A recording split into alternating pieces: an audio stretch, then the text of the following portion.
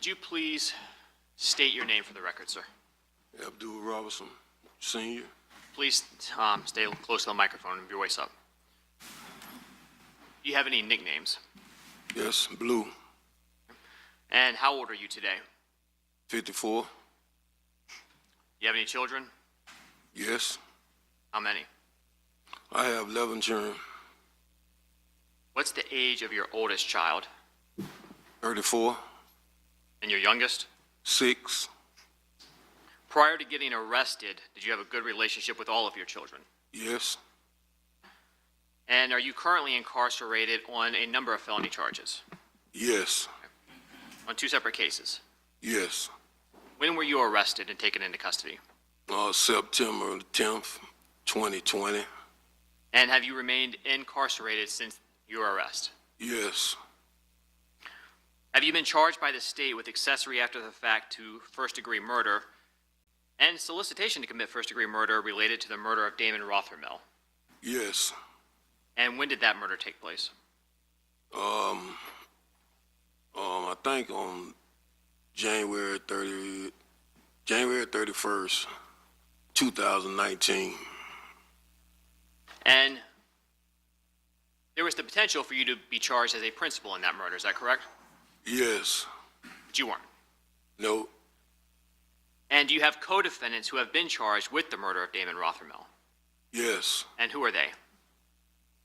Christopher Brown, Derek Hudson, Dominique Bonner. And so you know who all 3 of those individuals are? Yes. Have you also been charged by the state with accessory after the fact to commit first-degree murder related to the murder of Charles McCormack?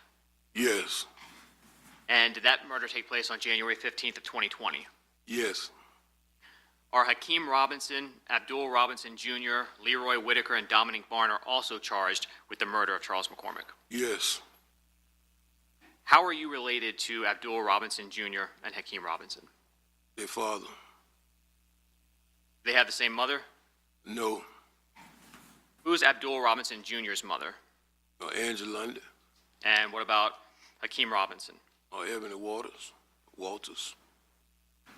Who's older between Abdul Jr. and Hakeem? Abdul Jr.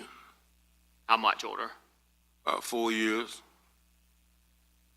Do you recall what Abdul Robinson Jr.'s birthday is? Yes. What is it? November 9th, 94. And what about Hakeem Robinson? November 9th, 98. So same day, just 4 years apart. Yes. Does Abdul Jr. have any nicknames? Yes. What are they? Lil Blue, Crazy K, Does he also go by his middle name sometimes? Kareem. Does Hakeem Robinson have any nicknames? Yes. What are they? Keemy, Ksoo. What's the Ksoo nickname for? It's an entertainment name. The rap name? Yes, rap name. Now, prior to getting arrested, who was Abdul Robinson Jr. living with? With me? And for about how long had he been living with you?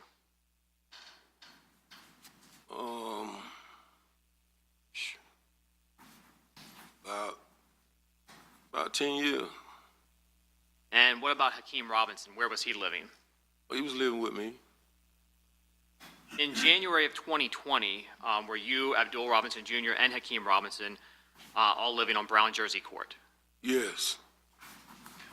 Is that in the Ocean Way area? Yes. Prior to living in that home, what area of town were y'all living in?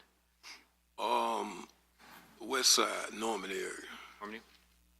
Do you know a person named Leroy Whitaker? Yes. Are Hakeem Robinson and Leroy Whitaker related to one another? Yes. How so? Cousins. Okay. And what's the family connection? Mother and father and mother, brother and sisters. So is that Leroy Whitaker's father and Hakeem Robinson's mother? Yes. Now, over the years, kind of leading up to 2020, did Hakeem Robinson and Leroy Whitaker have a close relationship? Yes. Does Leroy Whitaker have a nickname? Yes. And what is it? Scotty. Mr. Robinson, do you see your son Hakeem Robinson in the courtroom here today? Yes. Can you tell us where he's seated and what he is wearing? He's seated between these two lawyers right there with a beige suit on. Your Honor, the record reflect the witness has identified Mr. Hakeem Robinson. Okay, the record shall so reflect. And do you also see Leroy Whitaker in the courtroom here today? Yes. Can you tell us where he's seated and what he's wearing? He's wearing a gray suit, sitting right next to his lawyer. Is that which table? Front table. Your Honor, the record will reflect. All right, the record shall so reflect. You also know someone by the name of Dominique Barner. Yes. Is Dominique Barner related to your family? Nope. Were you friends with Dominique Barner's father? Yes. So how long would you say you've known Dominique Barner? Most all his life. Does Dominique Barner have a nickname? Yes. What is it? Butter? And do you know why he has that nickname? No, I don't know why I have it. Now, prior to getting arrested, was Dominique Barner friends with Abdul Robinson Jr.? Yes. Did he also spend time with Hakeem Robinson? Yes. Now, on April 11th of 22, did you enter pleas of guilty to the court in both of your pending cases? Yes, I did.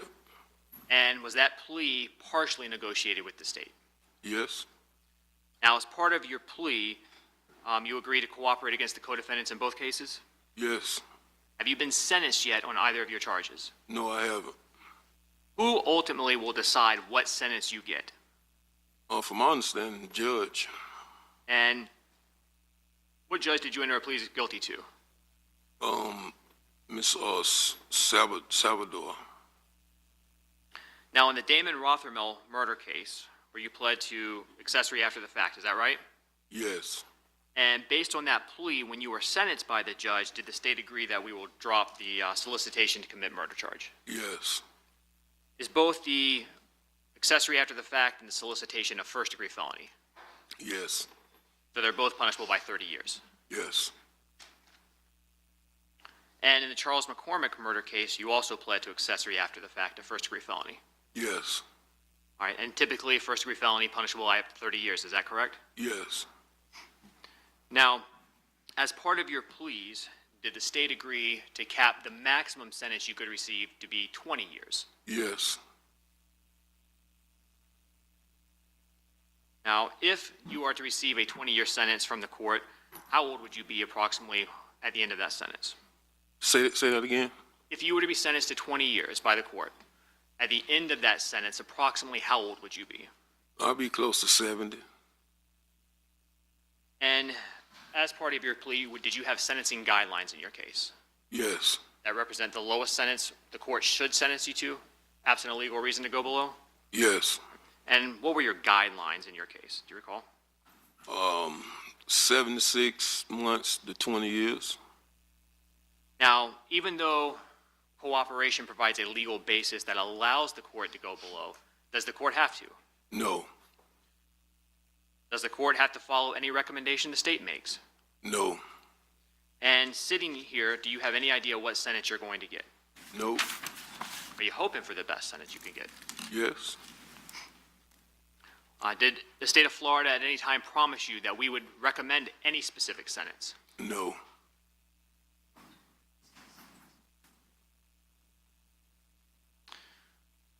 On January 15, 2020, prior to the murder of Charles McCormack, were you aware of what was going to happen to him that day? No. Did you participate in any of the planning of the murder of Charles McCormack? No. Were you present when Charles McCormack was murdered? No. Did you know that was going to happen before it happened? Nope.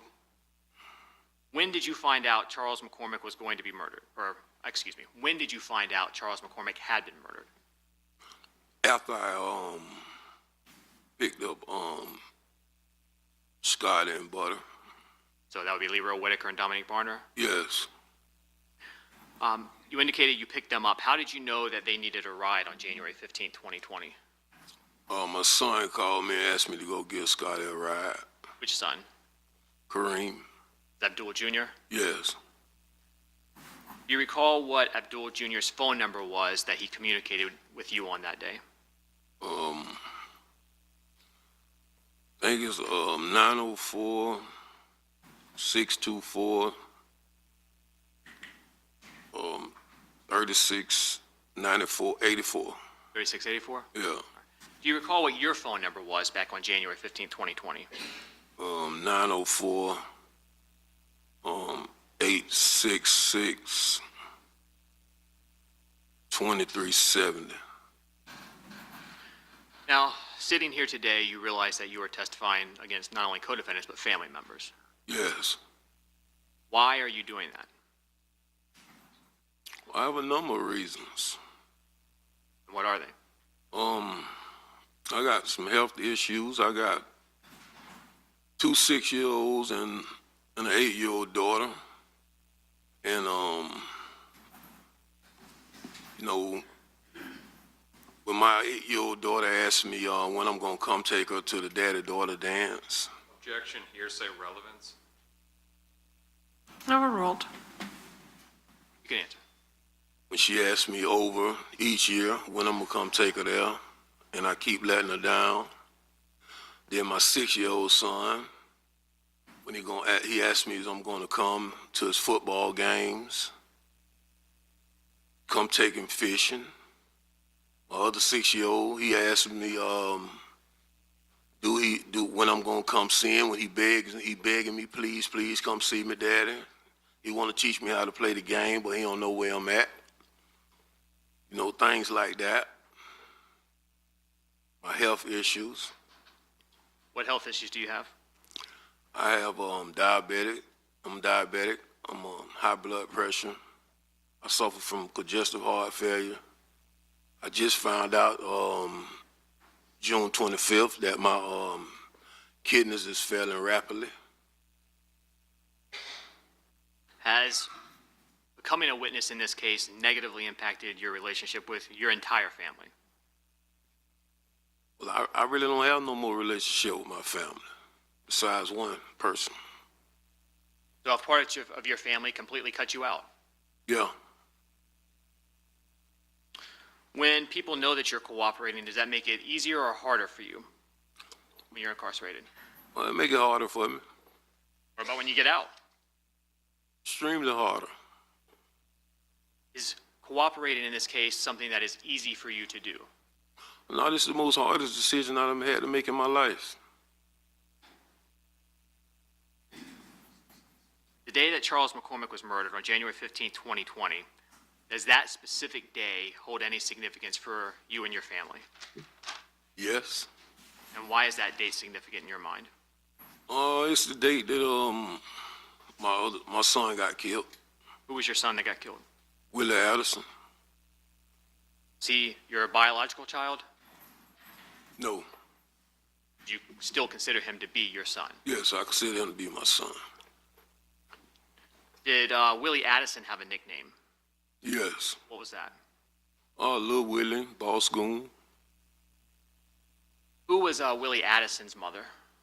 Angie Lundy. Same as Abdul Jr.? Yeah.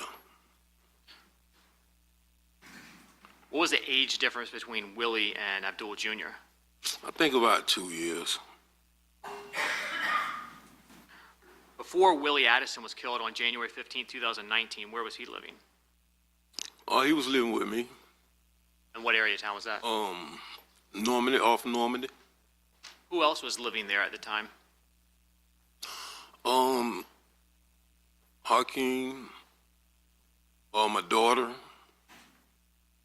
and Abdul Jr. Were Abdul Jr. and Hakeem Robinson close to Willie? Yes. How close would you consider him? It was pretty close. Did they be brothers? Yes. Where was Willie Addison when he was actually shot on January 15, 2019? He was in the truck with me in the passenger seat. Were you driving? Yes. And so Willie was in the front passenger seat? Yes. Was anyone else in the vehicle? It was like 4 more people in the vehicle. Who were they? Abdul Jr., Moody, my nephew, Samuel, and Pooh Red. is Pured Torgon Williams. Yes. Is Torgon Williams related? Yes. How so? Cousin. Now, did Torgon and Willie have a decent relationship? I think it was okay. Was Torgon Williams close to your son Abdul Robinson Jr.? Yes.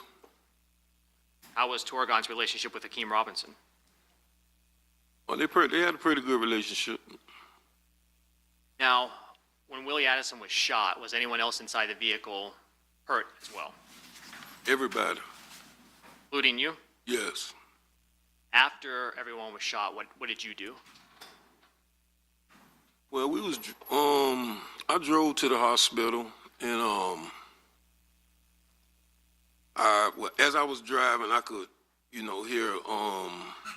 hear Willie making this guggling noise, and I hold his hand while I was driving, because I didn't want him to feel like he died alone.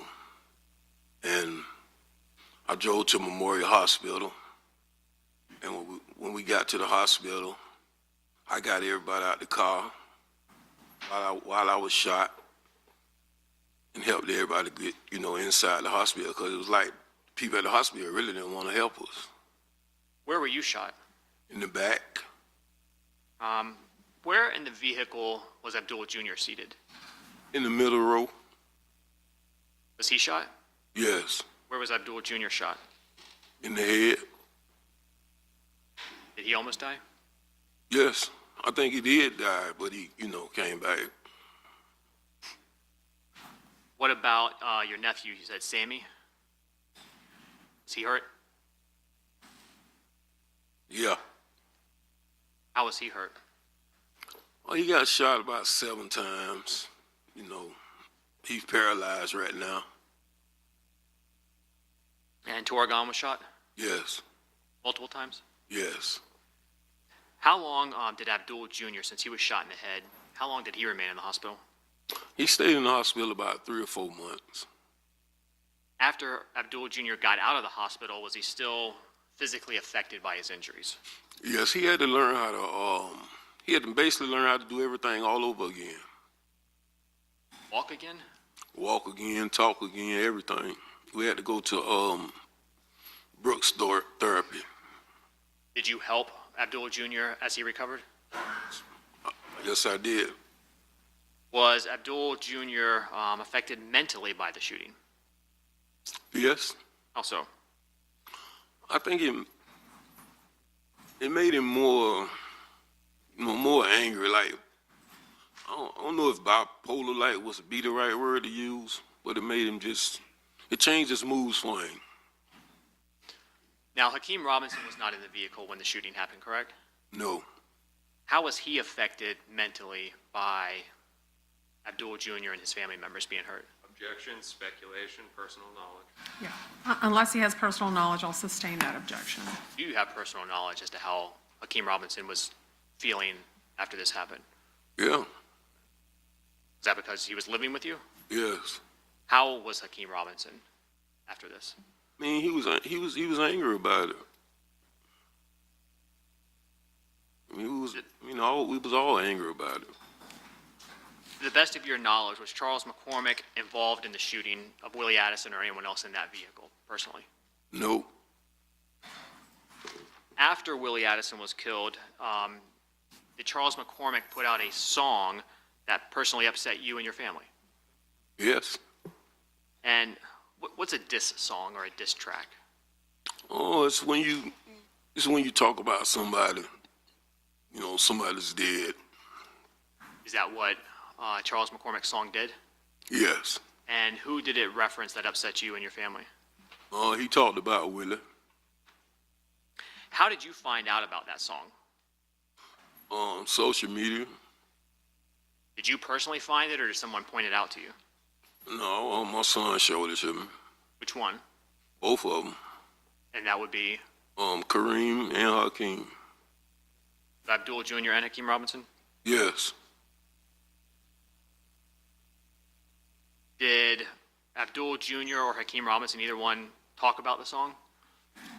I mean, yeah, they didn't like it. Are you familiar with a local rap group known as ATK? Yes. Do you consider yourself to be a member of ATK? No. Is Abdul Robinson Jr. part of ATK? Yeah. What about Hakeem Robinson? Yes. Leroy Whitaker? Yes. Torgon Williams? Yeah.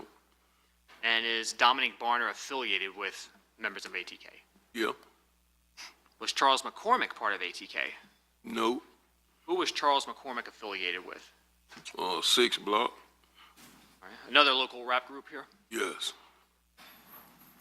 Did Charles McCormack have a rap name or a nickname that you're aware of?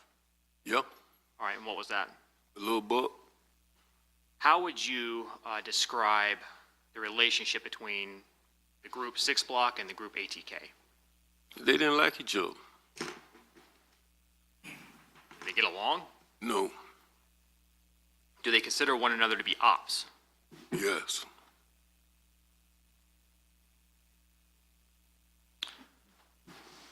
Who do you know that had a desire to go after Charles McCormack based on that song? I would say a few people. All right. Anybody related to you or anyone else? Yeah. All right. Well, who would you think had the most? The most, I would say Abdul, my son, both of them, Hakeem and Abdul. In January of 2020, did Abdul Jr. Own his own vehicle? No. How did he get around? Rent a car. Do you recall if on January 15th of 2020, Abdul Jr. had a rental car? Yes. What kind did he have? A Dodge Journey. Did both Abdul Jr. and Hakeem Robinson travel in rental cars? Yes. Did you own a car on January 15th, 2020? Yes. What kind? Dodge Challenger. What color was it? Like reddish orange.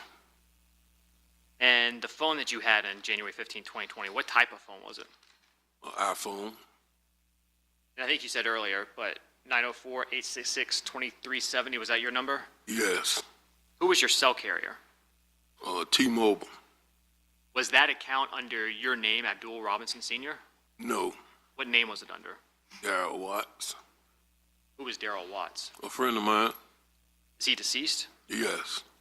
So why was your phone under an account with that name? Well, we went to get him together. His credit was a little better than mine. So did you maintain your phone under that account after he passed? Yes, I was an authorized user. Did Abdul Robinson Jr. have a cell phone in January of 2020? Yes. Did he have just one? No, he had a couple of phones. Why do you have a couple phones?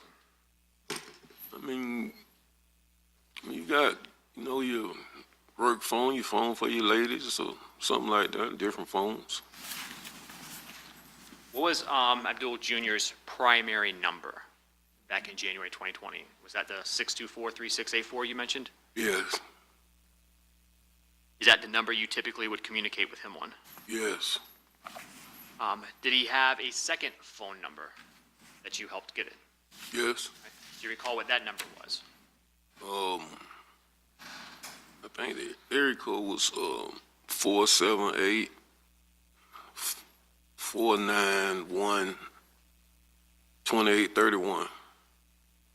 And how do you know that was a number that Abdul Jr. was using? I got the phone for him. Was that put up under the Darryl Watts account name? Yes.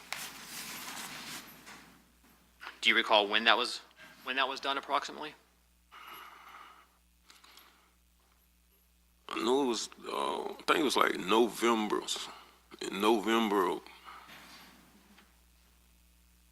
I think it's like the November 12th or the 15th. So sometime in November? Yes. Would that be 2019? Yes. Did Hakeem Robinson own a cell phone in January of 2020? Yes. Did he have just one phone? No, he had a couple phones. What type of phones did he have? iPhone. And what was Hakeem Robinson's primary number back in January of 2020 that you would communicate with him on? The phone number, Yes, sir. 904 704, I think, 1595. And was that phone number under the Darrell Watts account? No. What account was that phone number under? I don't know. I think his mother got that phone for him. Ms. Walters? Yes. Do you recognize phone number 478-305-9583? Yes. Whose phone number was that in January of 2020? Hakeem? Hakeem Robinson's? Yes. And how do you know that? I got it for him. Was that up under the Darrell Watts account as well? Yes. Objection leading on this whole line of questioning. Well, I'll address the last question, and that's overruled. Was the 478-305-9583 number you just mentioned, was that activated on the same day as the one you got for Abdul Jr.? Yes. And did you at times pay that bill for them? Yeah. In January 2020, did Leroy Whitaker have a cell phone?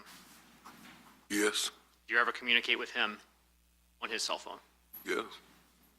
Do you recall what his phone number was at the time?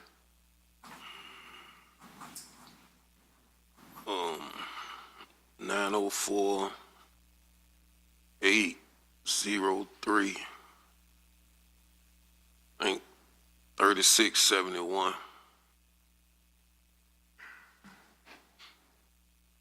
Now, turning your attention back specifically to January 15, 2020, did you get asked for help that day?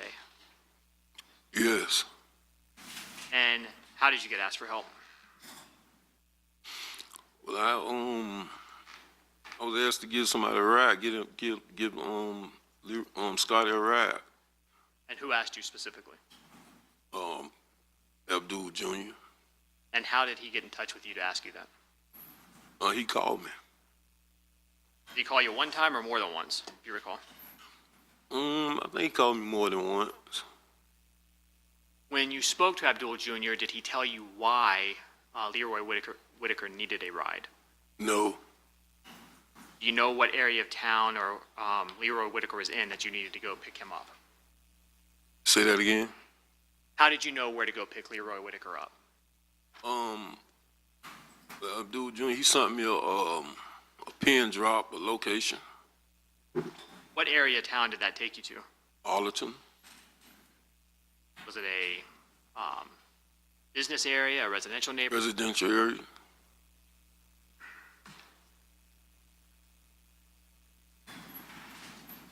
When you went to pick Leroy Whitaker up, what were you driving?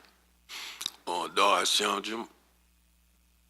And you had your phone number, the 866-2370 number with you? Yes. When you drove that Dodge Challenger over there, is that a car that's actually in your name? Yes.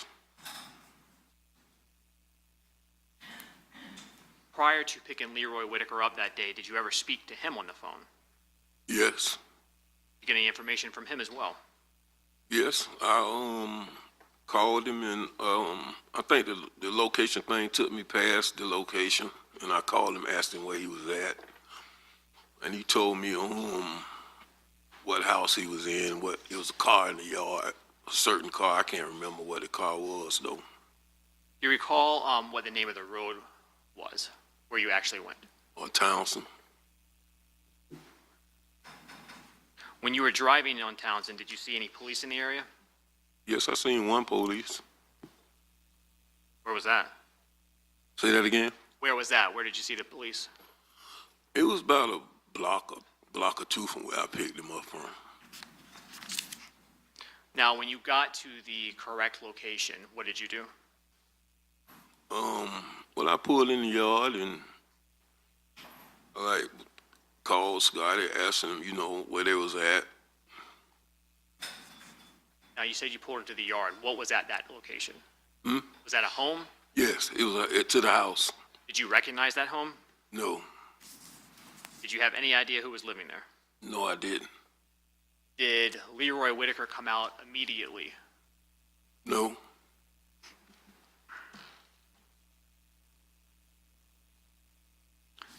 As you waited, did you reach out to anyone? I reached out to Scotty, and I got a little impatient, and I just asked him like where he at when he coming. He told me they was coming. Did you reach out to anybody else? Yes, I called my son, Abdul. What was the purpose of contacting your son, Abdul Jr.? I just wanted to know where they was at, what was taking so long. Do you recall if that was a phone call or a communication by a message? Do you have any idea? I know it was 5 years ago.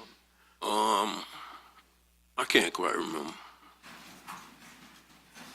Eventually, did Leroy Whitaker come out of the home? Yes. Was he by himself? Nope. Who was with him? Butter.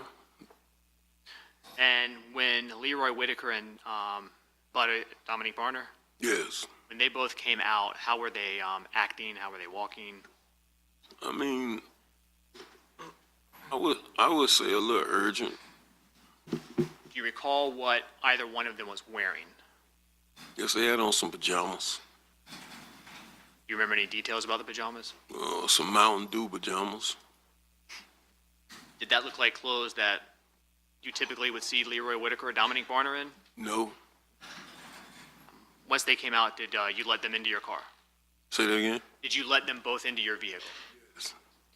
After they got in, what direction did you drive towards? Towards Arlington Expressway. And were there still police in the area? Well, I only seen that one. Now, as you were driving away, did you ask them or were you concerned about anybody in particular? Yes. Who? Hakeem. And why were you concerned for Hakeem? I know that's his circle of friends.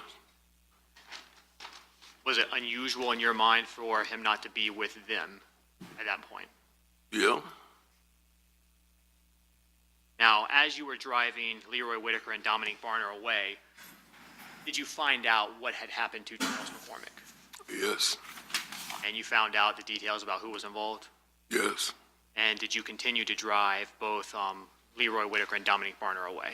Yes. And after getting away from that neighborhood, did you make a stop? Yes. And where did you stop? We stopped in Grand Park. And what was the reason of stopping in that area? Switch cars. And were you able to do that? Yes. What car did you switch out of? We got in a white Impala. Who did the white Impala belong to? It was my daughter's car, but it was in my name. Why did you want to switch out of your Dodge Challenger? After I found out what happened, we in an orange car, very noticeable.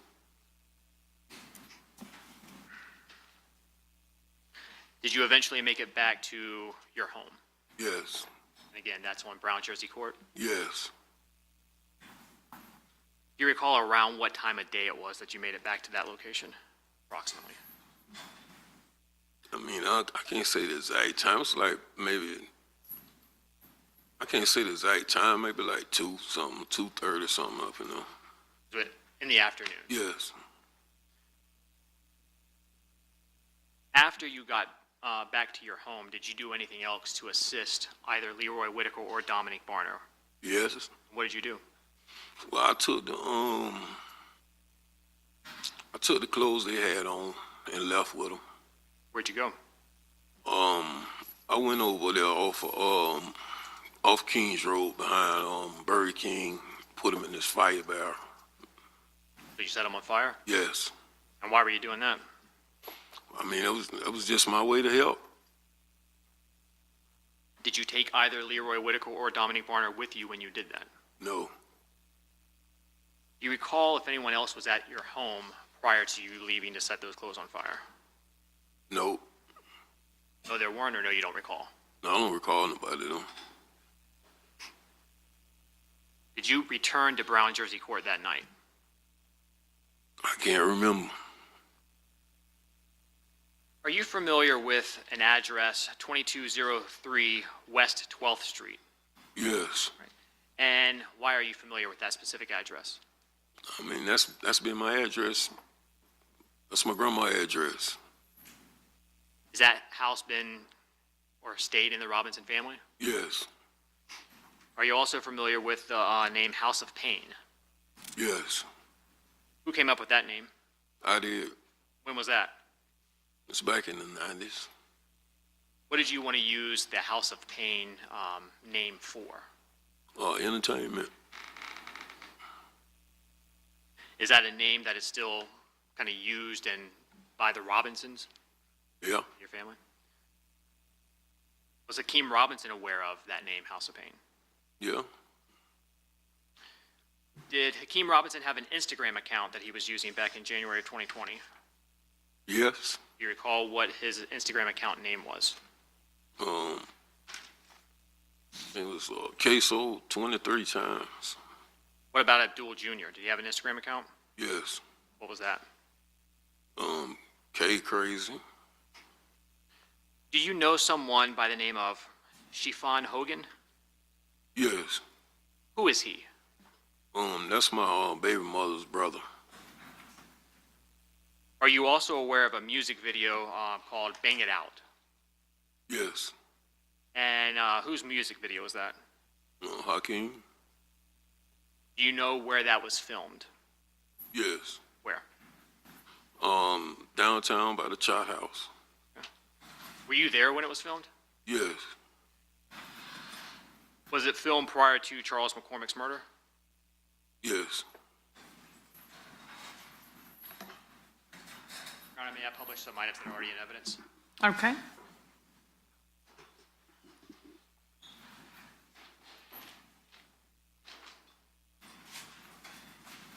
Showing you what's in evidence is State's Exhibit 191 on the monitor in front of you.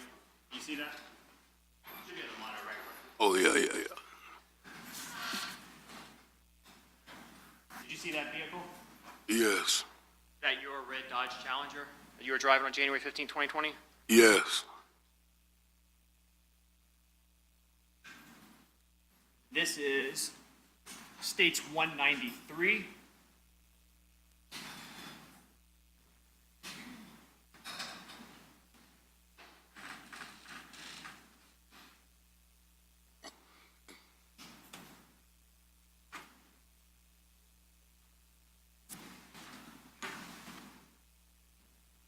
They call me Ksoo.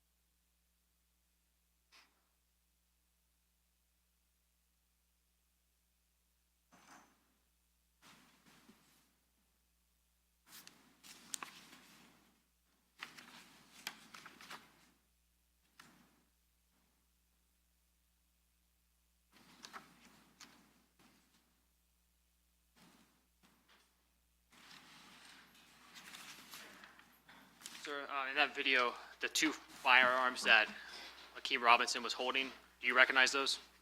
Yes. Whose firearms who do they belong to? Ksoo. Were they real firearms? Yes. Did he typically use fake guns in his music video like that? No. After the murder of Charles McCormack on January 15, 2020, did you ever see Hakeem with that black AR-style rifle pistol again?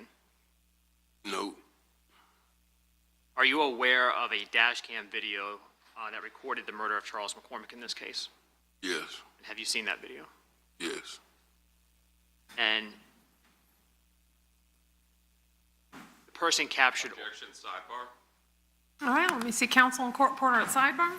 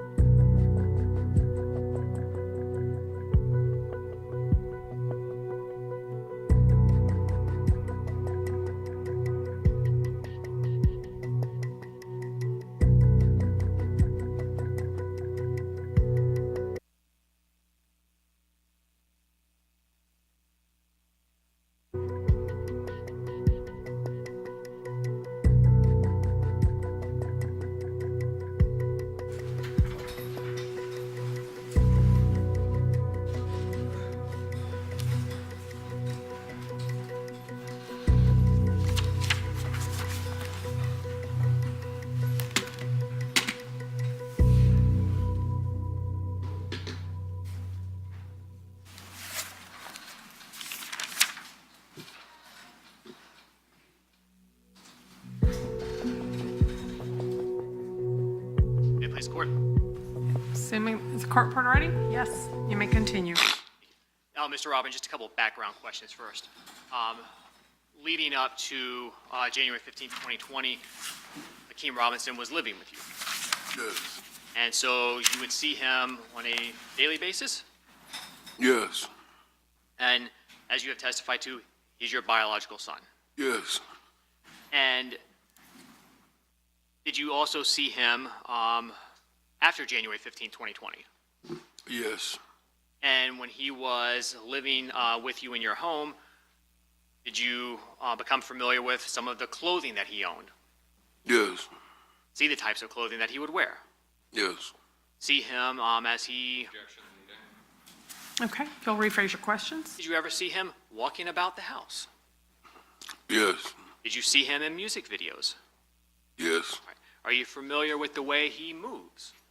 Yes. Are you familiar with, or 5 years ago, were you familiar with the way his build was, his physical characteristics? Yes. And after January 15, 2020, you became aware of a video recording that captured the murder of Charles McCormack. Is that correct? Yes.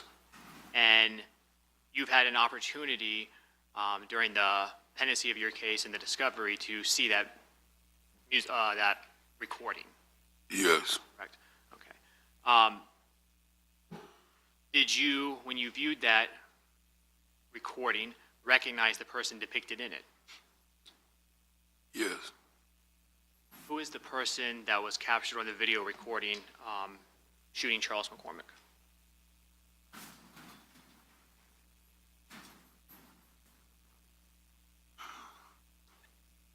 My son, What's your son's name? Hakeem.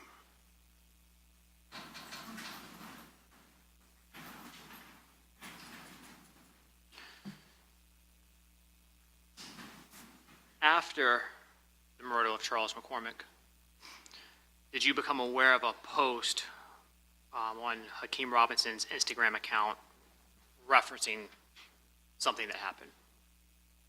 Yes. And was that posted from a nail salon? Yes. And after seeing that post, did you reach out to Hakeem Robinson, your son? Yes. And what did you want him to do? I want him to remove the post. Are you aware of any other posts Hakeem Robinson made to his social media around that time that concerns you? Yes. What was that? It was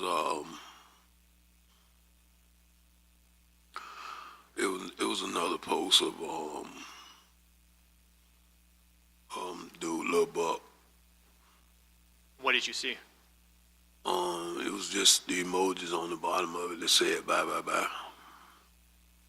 Say it again. It was the emojis, the hand emojis saying bye bye.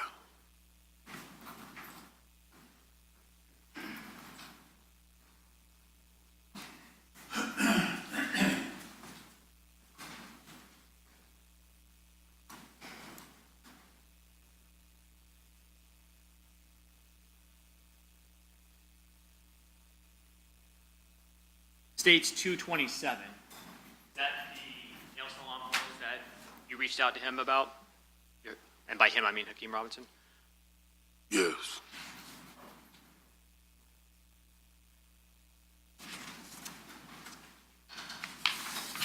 Showing what's in evidence as. One moment, I'm sorry, Judge, it's not working.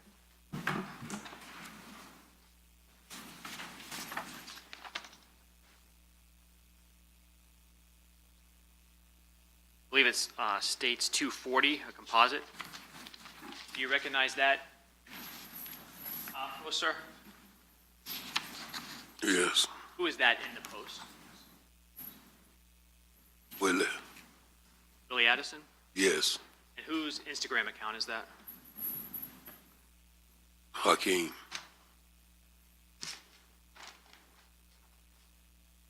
I'm showing you States 229. Do you recognize this photograph? Yes. And whose marker is there that at the bottom of the photograph? Willie. Who's surrounding it? Hakeem, Pooh Red, and Kareem. Is Pooh Red again? Is that Torgon Williams there in the middle? Yes.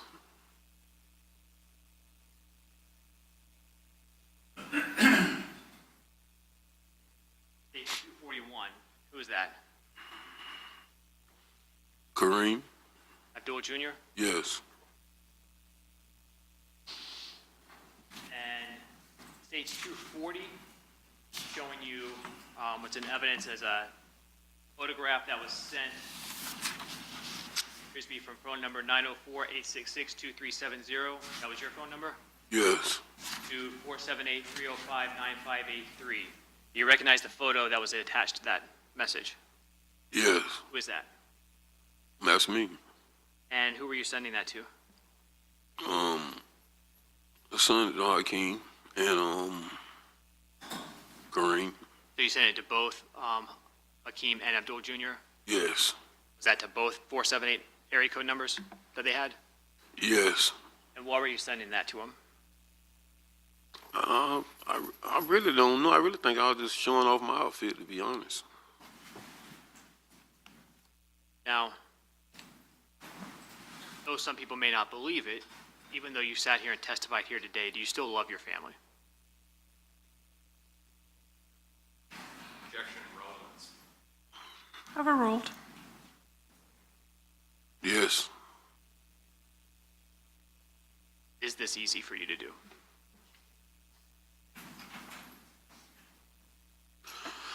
No, this is the hardest thing I ever had to do in my life. Judge, I don't have any further questions. Okay. Cross-exam from Mr. Whitaker? Thank you, John. May I please the court? Yes. You love your family, Mr. Robinson.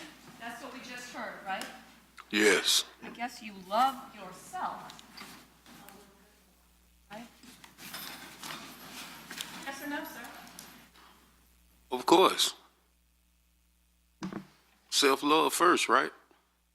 Over your children. That's the law of nature. Love yourself first. Okay. You're cooperating in this case, correct, sir? Correct.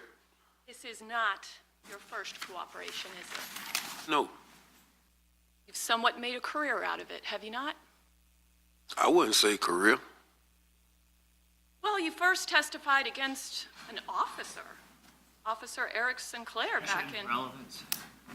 Overruled. back in 1999, right? Did I do what? You testified against Officer Eric Sinclair back in 1999. No, I didn't. You came forward with information. Yeah. The officer evidently didn't take it to trial, correct? Correct.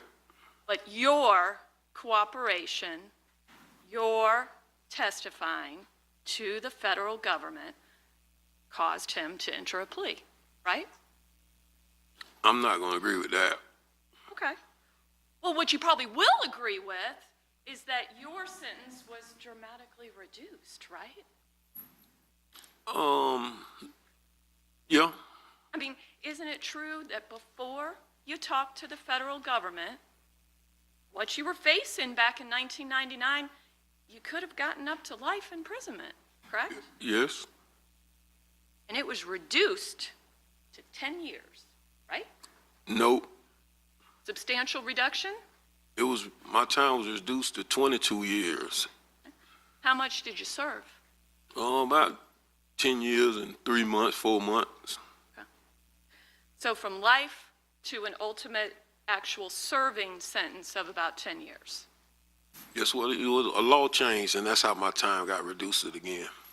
Well, and your cooperation, sir. Yeah. Right? So pretty good deal you made for yourself. Yeah. You've also worked as a confidential informant for police, haven't you? Yeah. And you're cooperating in this particular case because it will help you, right? Right. And you were arrested, I think you told us roughly September of 2020. September 10th, 2020. September 10th, it sounds like you remember the exact day, Yes. right, sir? I imagine that was an important day to you, correct? I ain't gonna say important.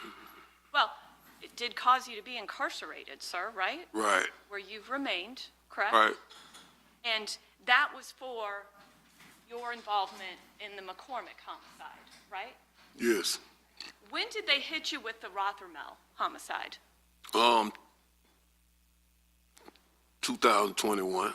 Okay, so in 2020, you're facing an accessory after the fact charge for your involvement in the death of Charles McCormack, right? Right. And when they brought you in, you've agreed to cooperate, right? Right. But that didn't happen until 2022, correct? Right. That would have been after they put the second homicide on you, right? Right. Now, in the Rothermel homicide, you're aware that Dominique Varner originally was going to testify against you, right? Right. And your involvement and what you pled guilty to as accessory after the fact in the Rothermel killing was that you admit you gave money to Dominique Barner after knowing he had just been involved in this shooting and needed to get out of town. Yes. And you're willing to admit that, correct? Yes. You do not admit, you do not agree with Mr. Barner's claim that you provided a gun and a car to accomplish that drive-by shooting. Right. Okay? You don't agree with that, No. right? No. Because based on your knowledge, sir, you understand that if you and I plan to do a crime together, whatever crime, we're both considered principals, right? Yes. And so you can stay at home. But if you and I agree to do a crime and I do everything, but you help me, you support me, you do something, say some word that actually inspires me, that encourages me to commit the crime, you can be punished as if you did everything I did, right? Right. But you weren't charged as a principal in the Rothermel killing, were you? No. And so you were left with solicitation for murder. I guess you were originally arrested for that charge, right? Yes. And essentially, you understood that that charge, they were accusing you of trying to entice the murder to happen, right? Right. But they dropped that charge pursuant to your plea agreement, right? But I think it's going to be dropped. I'm sorry? I think it's going to be dropped. Okay. You just know you haven't entered a plea to it, sir, right? Right. That was not part of your plea agreement for you to enter a plea of guilty to solicitation for murder, correct? Right. Only accessory, right? Yes. And accessory after the fact, you understand, and you understood before you entered your plea agreement, that that's punishable by up to 30 years. Yes. Yes. And so when you have two of them, that means that you could be sentenced up to 60 years, correct? Correct. But in 2022, when you agreed to come forward and cooperate, they cut your exposure by 2/3, right? Yes. I mean, I'm never been super great at math, but 30 plus 30 is 60, right? Right. And your plea agreement for the death of two human beings calls for a maximum of 20 years, right? Right. And your actual guidelines are only about 7 years, right? Right.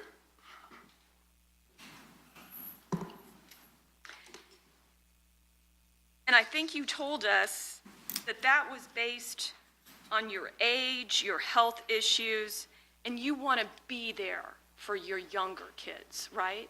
Yes. Would you agree with me? You weren't there for your older kids. That's why I know better this time. Okay.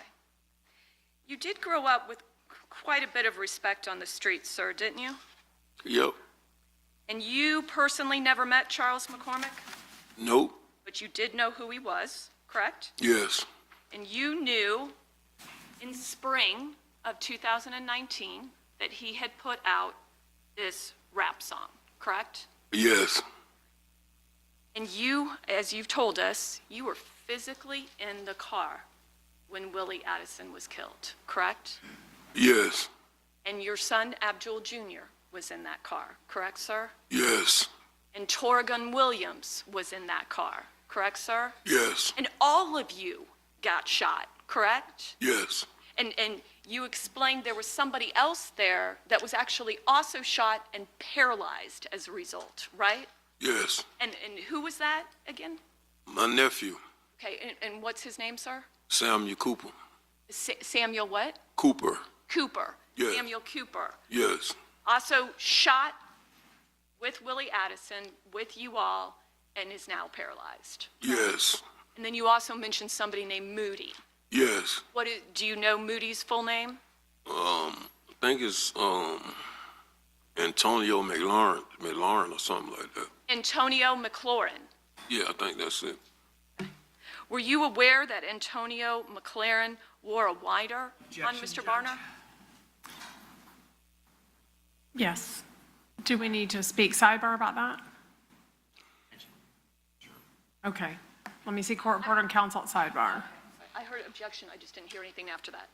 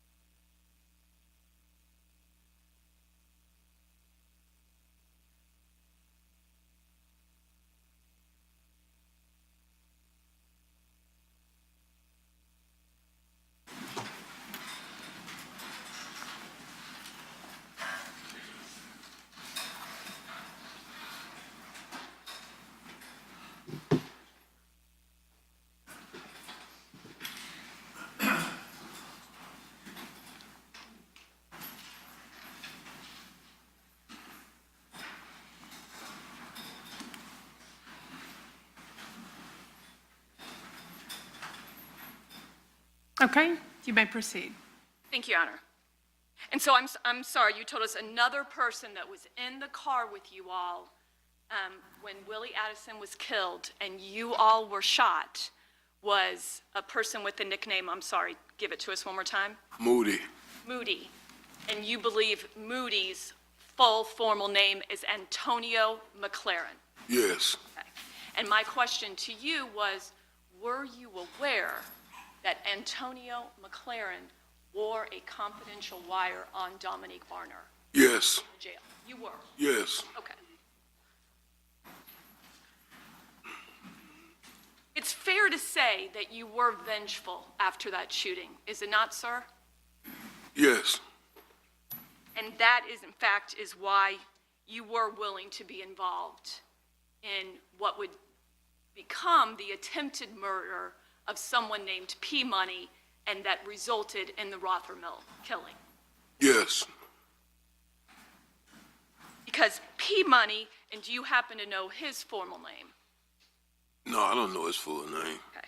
But you know who I'm talking about when I say P. Money, Yes. correct? Yes. He was a target for you, correct? Yes. Because you did believe he was responsible for not only killing your son, Willie Addison, but hurting everybody else, correct? Including yourself.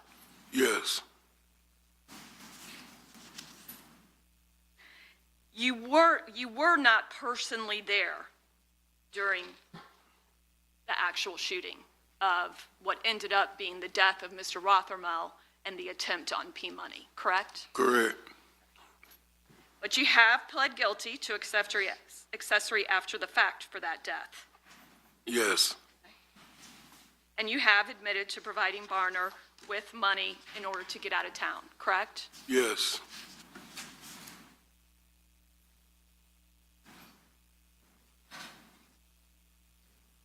Now, we've heard you kind of explain that on January 15th, you end up driving your Dodge Challenger, correct? Yes. Over to the Townsend Road area? Yes.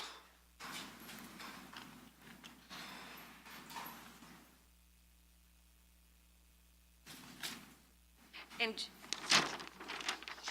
you claim that you then picked up Dominique Varner and Leroy Whitaker, correct? Yes. And I apologize for skipping around a little bit, but I just realized something I almost forgot to ask you about. How long have you known Leroy Whitaker?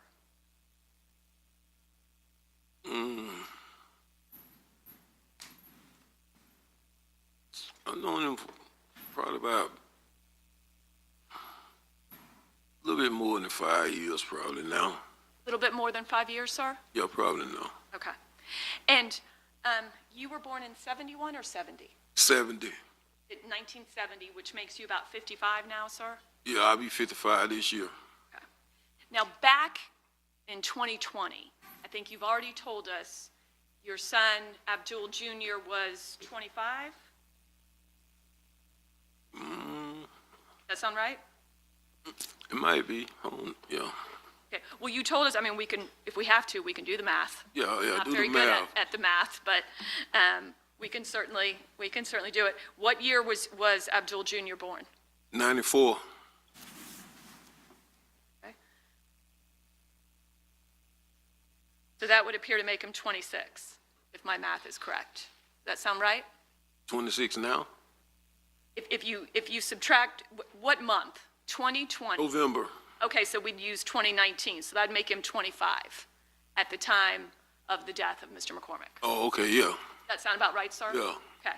And you said that there's a 4-year age difference between the two sons, between Abdul Jr. and Hakeem Robinson, right? Yes. Okay. So if depending on the birthdays, and again, we're talking November, so if there's 4 years, then Hakeem Robinson was 21 years old, right? Yes. When was Willie Addison born? What year was he born? I think 93. I think. I'm not 100% sure. 1993, which would make him 26. At 2020, right? Okay. Yeah. Okay. And in 2019, when he was killed, he would have been 25. Yeah. Okay. Leroy Whitaker is substantially younger than all of them, correct? Yeah. And you always knew that from the little time that you did spend with him, correct? Yes. And Willie and Leroy Whitaker had no relationship whatsoever, right? Not that I know of. And Leroy Whitaker does not rap that you're aware of, correct? Oh, no.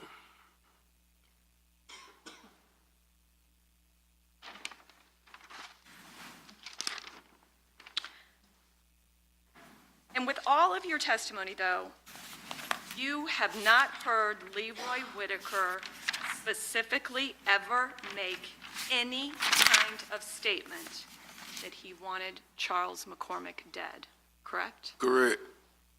And you have never heard Leroy Whitaker ever say anything to suggest he knew anyone was going to get out of a car and shoot Charles McCormack, correct? Repeat that question. You never heard Leroy Whitaker say anything that he would have any knowledge that anyone was going to get out and shoot Charles McCormack. No, I haven't. And sir, have you ever been convicted of a felony or a crime of dishonesty? No. You said a crime of dishonesty? And I'm sorry, but let me make it easier. Yeah. Have you ever been convicted of a felony, sir? Yes. How many times? 2. Nothing further. Okay, cross for Mr. Robinson. Mr. Robinson.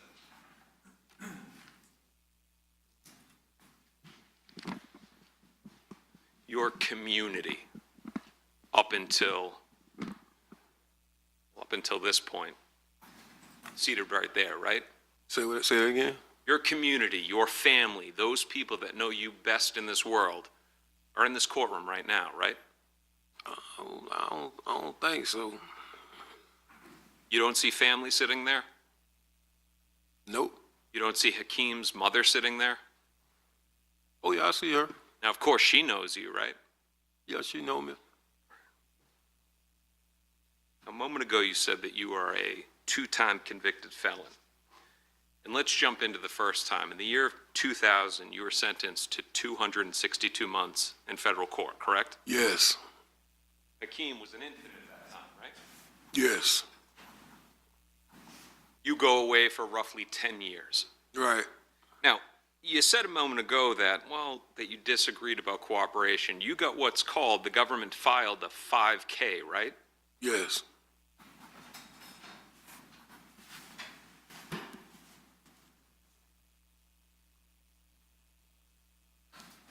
And a 5K specifically is when somebody has provided substantial assistance in the investigation or prosecution of others. You agree with that? Yes. But you disagree that you got a reduction because of cooperation? No, I don't think I disagree with that. She said testifying. All right. You snitched on other people, you got a reduction, right? Yeah. So years later, this case comes along. You get charged in the McCormack case. You get charged in the Rothermill case. And you initially plead not guilty, correct? Right. You fight the McCormack case for a period of time, right? Right. You have your attorney involved in depositions knowing the facts of the case, correct? Yes. And then your attorney comes to you and says, they're threatening to charge you as a principal. Objection, Judge. And the grounds? Privileged communications. Okay, For him to waive, Your Honor, not the government to say. okay. Well, then I'll leave it to Mr. Abdul Robinson Sr. There was a point in time when these 2 murder cases are pending that you learn that the government is now trying to leverage you, threatening you with charging you as a principal in the Rothermill case, right? Yes.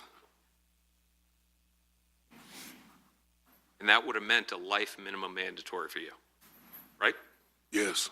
So, you agree, you cave, and astonishingly, for the second time, why is it that you only grow a conscience when you're looking at hefty prison terms? Objection, argumentative. Sustained. Just ask a question, Mr. DeCoste, without commentary. Previous case, you were looking at life, you cooperated to get out of it, right? Yes. Once again, you're looking at life, and you decide to cooperate to get out of it, right? Right. Now, you're hoping that the recommendation is going to be that you serve for all of your crimes only 76 months, right? I mean, yes. All right. That's what you have in writing with the government, right? Yes. And you've served a majority of that time already. Right. So that means that within a short couple of months, maybe 12, you're going to be back walking the streets of Jacksonville. Yeah. That was the price of your testimony. Right? Right. You had to cooperate and implicate your 2 sons, but it got you out of custody. You say implicate them? You had to point at your sons. Let's back up for a second. At the point in time that they leverage you with life on the Rothermill case, they had already arrested your son and said that he was the one that committed it, right? Oh, no, you confusing me. Okay. Let's break it down. You said a moment ago that the government sent message to you that they were going to basically indict you on the Rothermill case and that you were potentially looking at life. You then decided to cooperate. You remember that, right? Right. Okay. They had already, on this case, through the evidence, through the depositions that your attorney was at, they already believed that Hakeem was a shooter, right? Right. All right. So it wasn't something that you came forward and like, hey guys, let me help you understand the case. You just agreed to their narrative. No, I didn't agree to their narrative. They asked me what the conversation was when I picked them up. Okay, let's move on here. So at that point, though, they had already pointed the finger at Hakeem, right? Right. All right. So you just continued with their case. Yeah, I'm going to point at Hakeem. He was a shooter, right? I can't agree with that. You also pointed out your other son, Abdul, the one that shares your name, Abdul Kareem Robinson Jr., right? Right.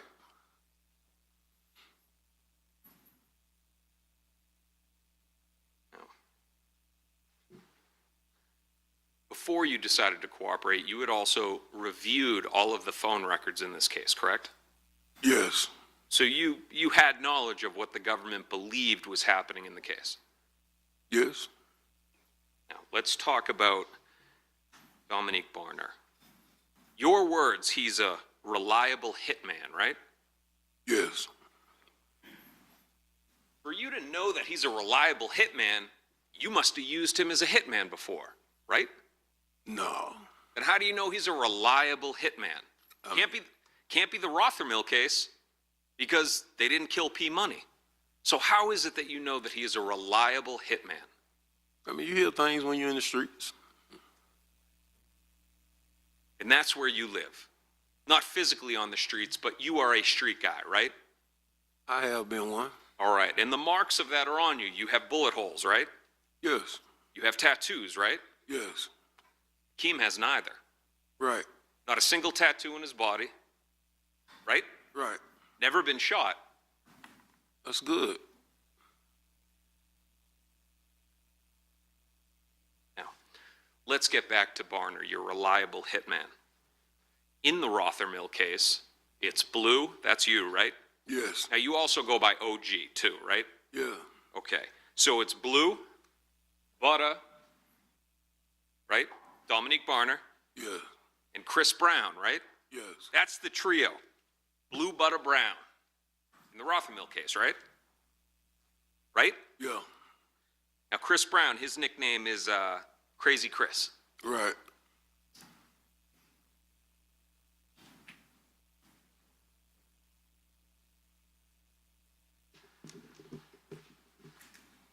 You know Chris Brown, obviously. Yes. State? All right. Your Honor, may I approach? Yes. All right, Mr. Robinson.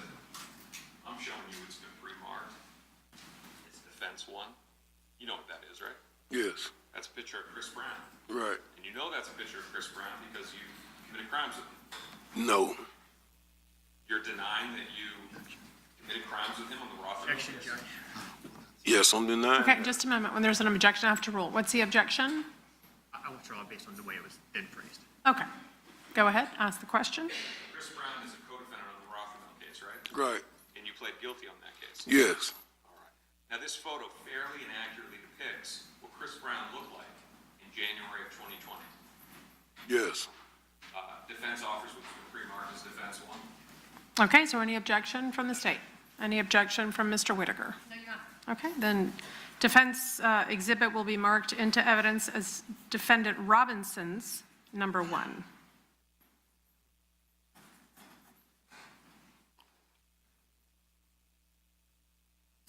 That's Chris Brown, right? Can you see the monitor? His monitor is not on. Published all. Mike taught me better. Well, it's off everywhere now. There we go. Now, there we go. It takes a minute. Okay. That's Chris Brown, right? Yes. Butter pecan skin. Right? Yes. Not Hakeem. No. Dreads. Down to his chin, right? No. He's got dreads, no? Yes. Some of that hair goes down to his chin.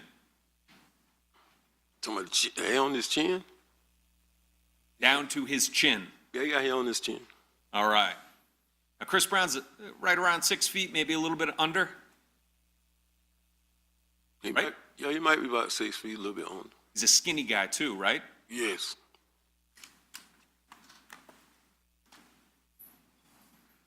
He's also best friends with Buck. Yes. Crazy Chris, Chris Brown, and Butter Dominique Barner. Right? Right. Now, Dominique Barner, he lives that life too, right? He's got wounds, he's got tattoos. Yes. He doesn't have a future in the entertainment industry. No. None of them do. No. Now, let's talk about work. Been out of custody since, roughly 2009, July 2009, you get out of custody on that federal case. Yes. In your life, you have never filed taxes, right? No. Judge relevant. Yes, sustained.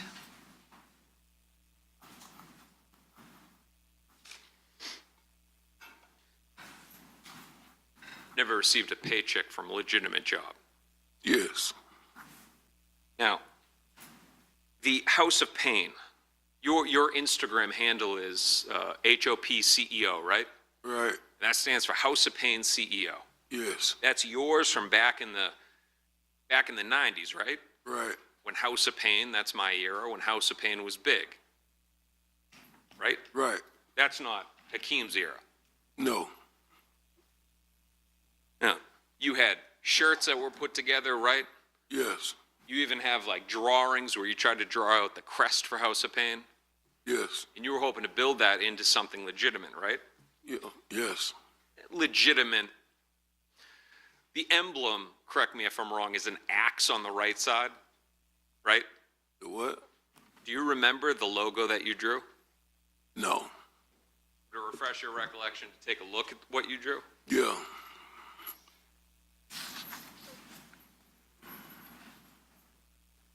Brief moment, Your Honor.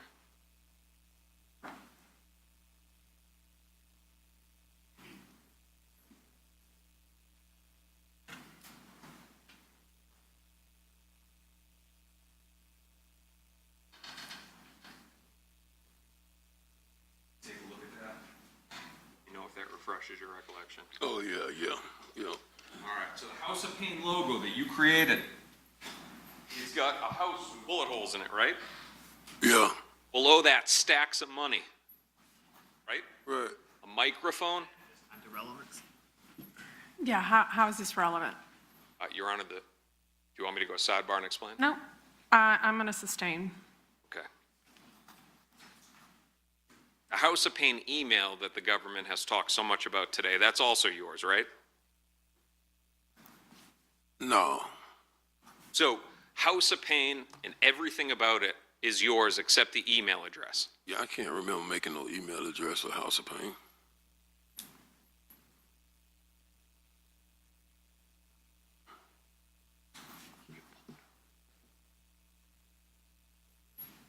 When the police searched your house in the U-Haul truck that was out there, they found T-shirts for House of Pain. They found other swag that you had made and these drawings for House of Pain, right? I don't know. I wasn't there. And again, your Instagram handle is HOP CEO. Yes. All right.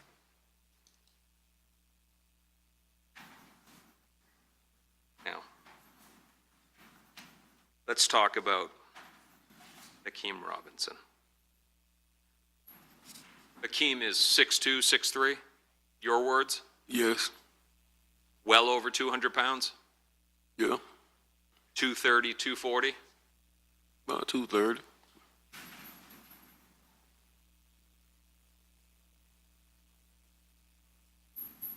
In 2019, an opportunity came his way, right? Yeah. He was close friends with another rapper by the name of Young and Ace, right? Correct. He's known Ace for a long time. Correct. Ace has gotten hugely big over the years, right? Correct. Now, at the time, Ace was signed by Cinematic, right? Correct. And at that time, Hakeem was lucky enough to get connected with Johnny Shipes, right? Correct. Now, this is the same guy that found Nipsey Hussle in California, right? Correct. Joey Badass, right? Yeah. T-Pain. Yep. So this wasn't a small deal. This wasn't Charles McCormack's song that's out there. He had a legitimate record deal. Right. Now, we know from Charles McCormack that people in this diss rap and this drill rap, they will rap about things that they weren't involved in, right? Correct. Because you said Charles McCormack was not involved in this. Correct. Now, you also agree that drill rap, the type rap like the video, Bang It Out, that sells, right? Yes. And I asked you, and I think I asked you, and it was a couple years back, sells a lot better than happy rap, like Will Smith rap, Right. right? Yeah. Now, you had hopes prior to manage Ace, right? Yes. But he didn't take you along. No, he already had a manager. And then your son gets signed in 2019, right? Right. He's off in California shooting a music video in December, right? I can't remember. He didn't bring you along either. That ain't true, man. That's not true. He did not agree to let you manage his career. Or is your testimony that he did? He wanted you to manage it? Of course. Of course not. He didn't want you to manage it. Of course, he did. Yet you weren't with him on any of those trips, right? I was with him on a lot of trips. You have no credits on any of his songs. No, I don't want no credits on this song. And Johnny Shipes is the one that is in the records as his manager, right? I would assume.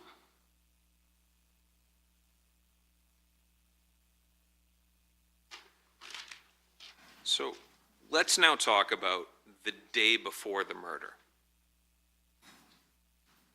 That white car that you already let us know, you drove that white car over to the JSO property facility, right? Yes. You remember that? Yes. Now let's talk about the motive of others. Your testimony is that Hakeem Robinson, who was not shot, who is not biologically tied to Willie Addison like you, that somehow he had more motive than the other people that were actually shot. Right? Say that again. We're talking about the people that would have had a motive to be upset at Charles McCormack. Okay? Right. You, Butter, and Brown, Blue, Butter, Brown, I'm going to trip over that if I say it fast. The whole thing about P Money was because you believe that he was behind Willie's murder, right? Right. Okay. So now Charles McCormack comes along and he's putting out a song. He's not signed to a record deal, right? Right. His song isn't getting any traction.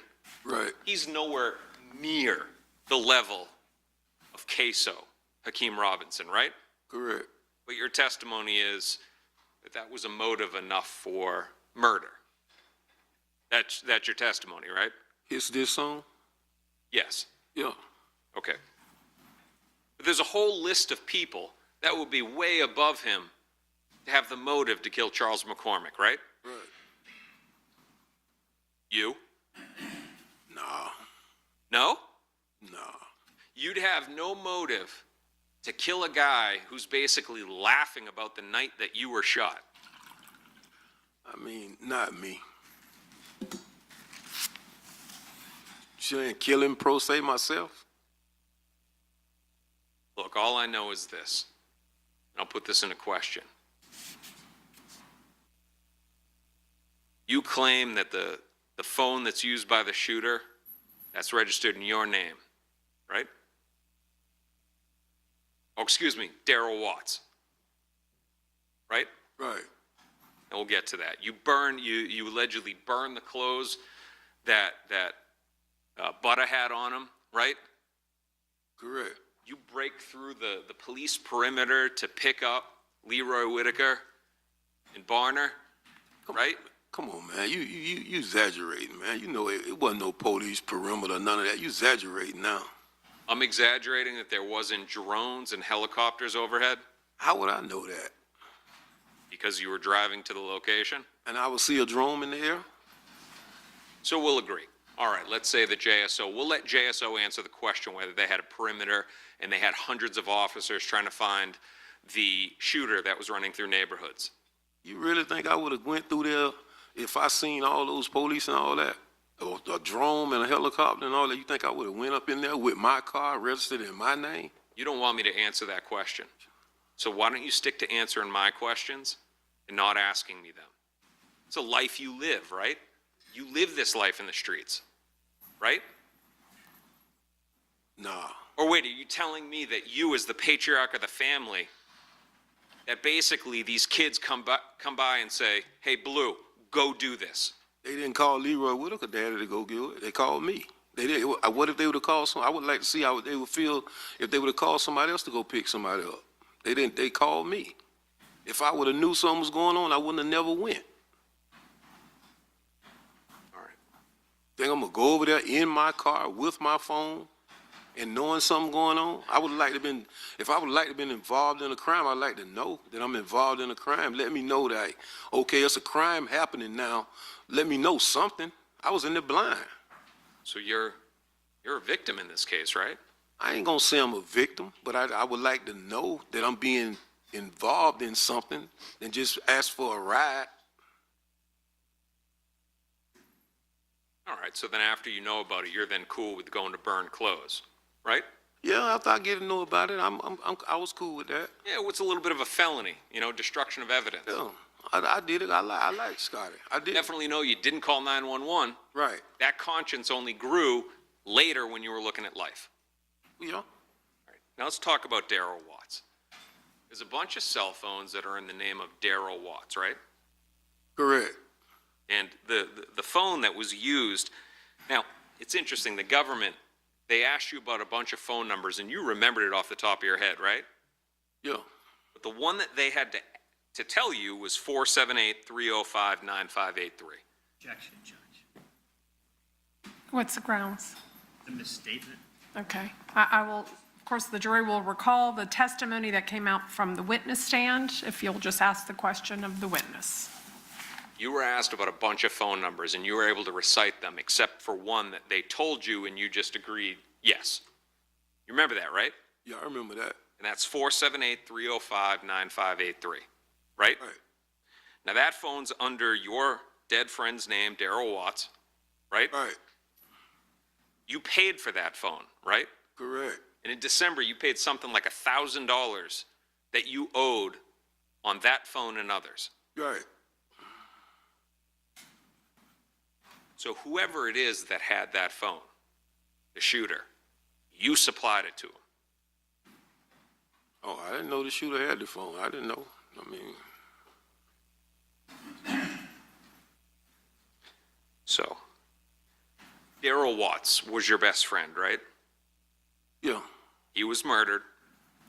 Yeah. To this day, you were not cleared as a suspect in that case. Objection, Judge. Sustained. Mr. DeCoste, just ask questions, please, that are relevant. An arrest has not been made in the murder of Darrell Watts. Objection, Judge. Sustained.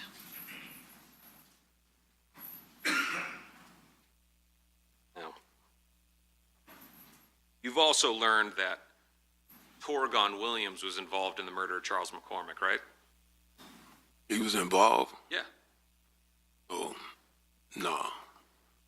You don't know that? No.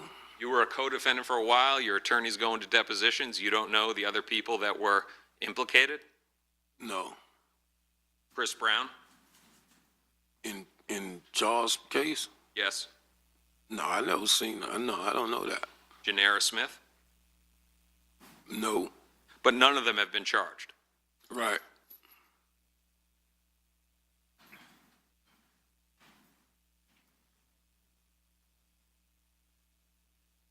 Now let's focus on the specific day of January 15th, 2020. Your words, you didn't see Hakeem that entire day. Correct. Didn't see him before, right? Right. Didn't see him after. Correct. Now, you said that you were worried about him, right? Correct. Well, you have all these phone numbers that you have memorized. You didn't call any of them, Correct. but you were concerned. Yes.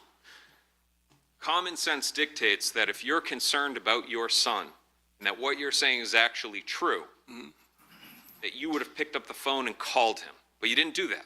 Correct. I didn't.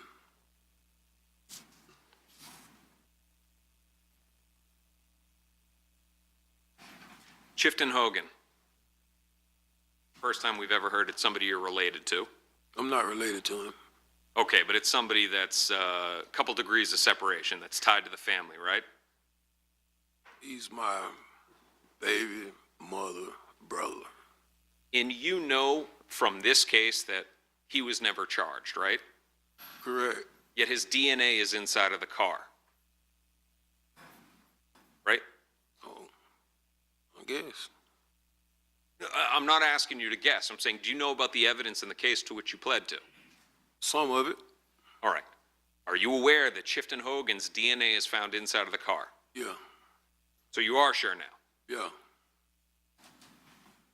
That would stand for the proposition that DNA can end up inside of a car without somebody ever being in it, right?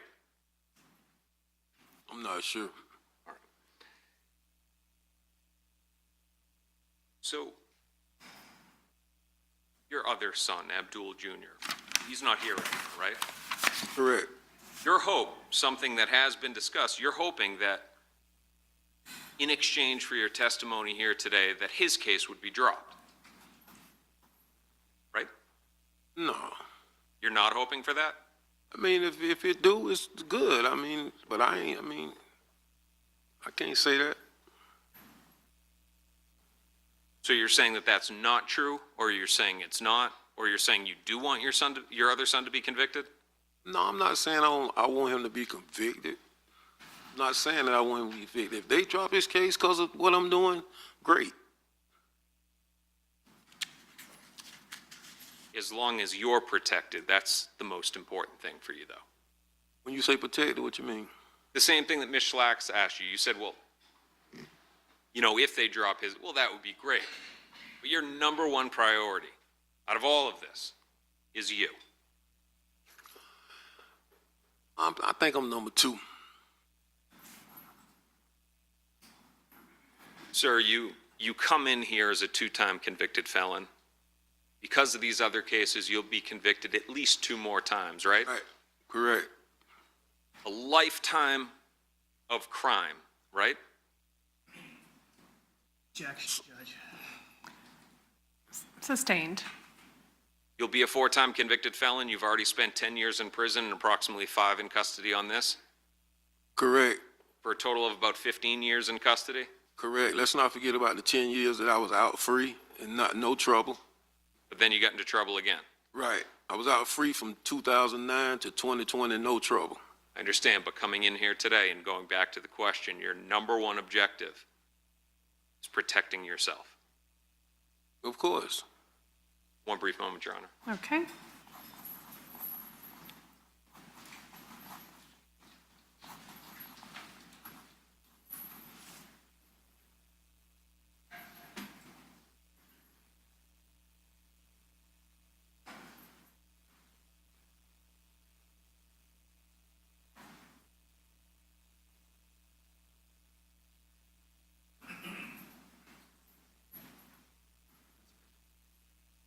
Mr. Robinson, one more thing.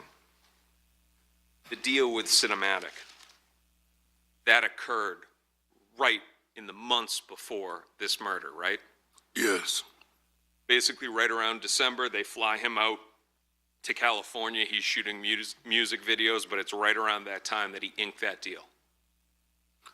I'm not sure. I don't remember him going out to California, so I can't say. But you can say that that deal was inked right around that time. Yes. Nothing further, Your Honor. Thank you. All right, thank you. Is there any redirect? A little bit, Judge.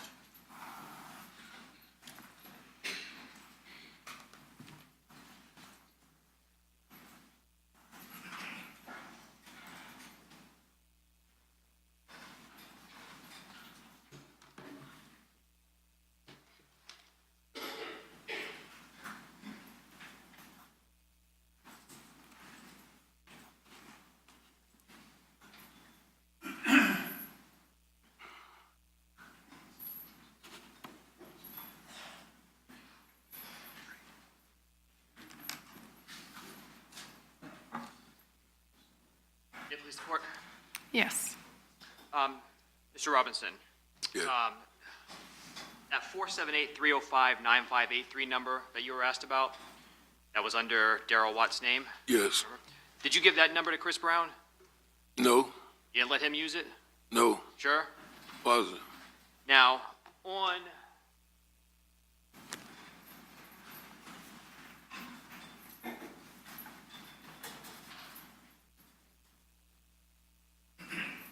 I'm going to show you what's in evidence. It states 187. Is that on your screen?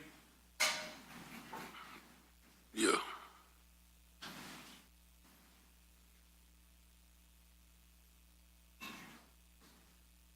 Objection outside of the scope of cross. I don't have a question. Judge, I'm going to ask about Chris Brown. Okay, then that's permissible. So objection overruled.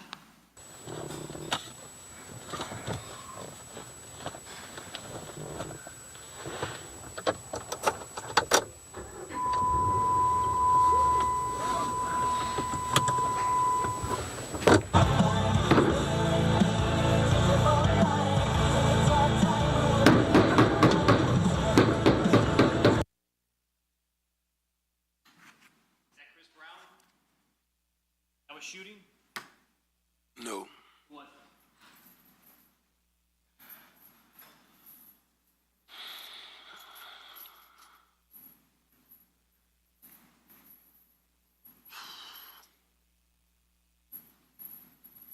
So Hakeem. And you indicated a few moments ago that Hakeem's approximately 6'2". Have you ever measured him, or are you just going off what you believe? No, I never imagined. As he sits here today, does Hakeem Robinson look the same as he did 5 years ago?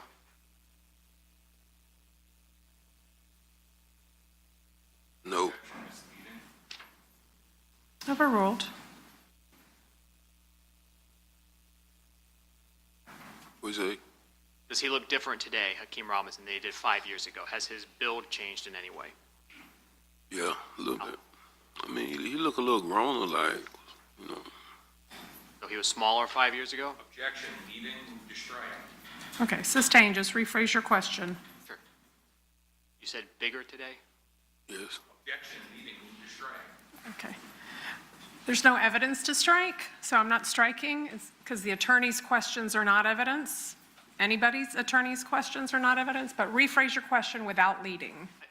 Judge, sorry, Mr. Robinson, I didn't hear your answer.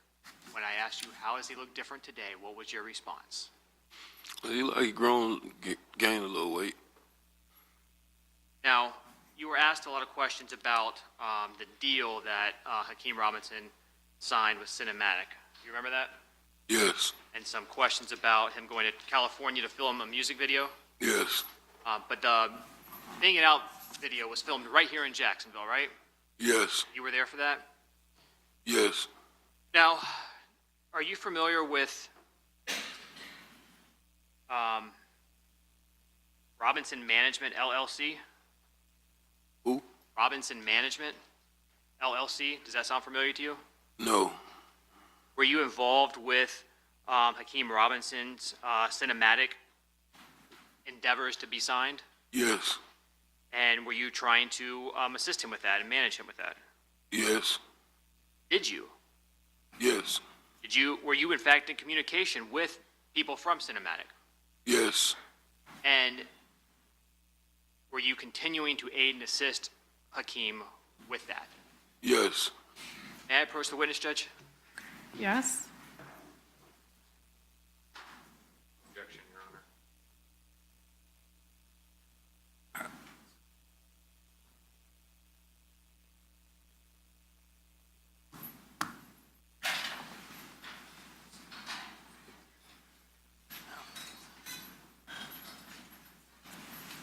I'll try.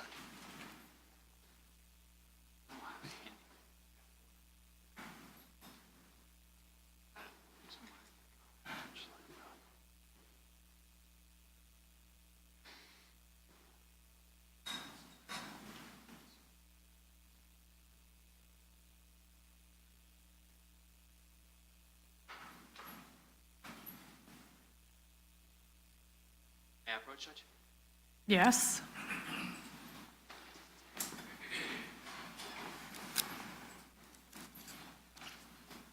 When you a document, take a look at it yourself. So we can recognize it.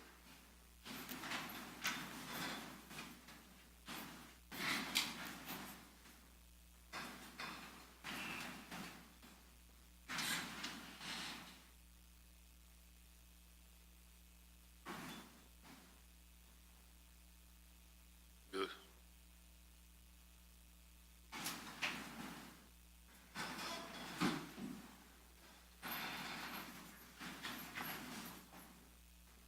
Part of that agreement was cinematic music. Were you actually on that contract? Yes. How so? I was his management. Okay. And you signed that form. Yes. Did Hakeem Robinson sign it? Yes.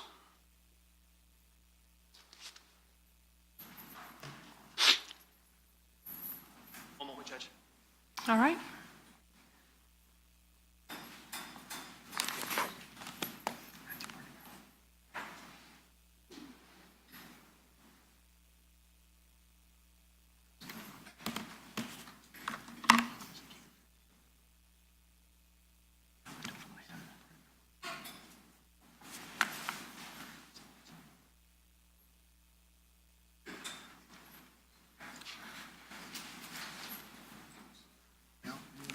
That's all, Judge. Thank you.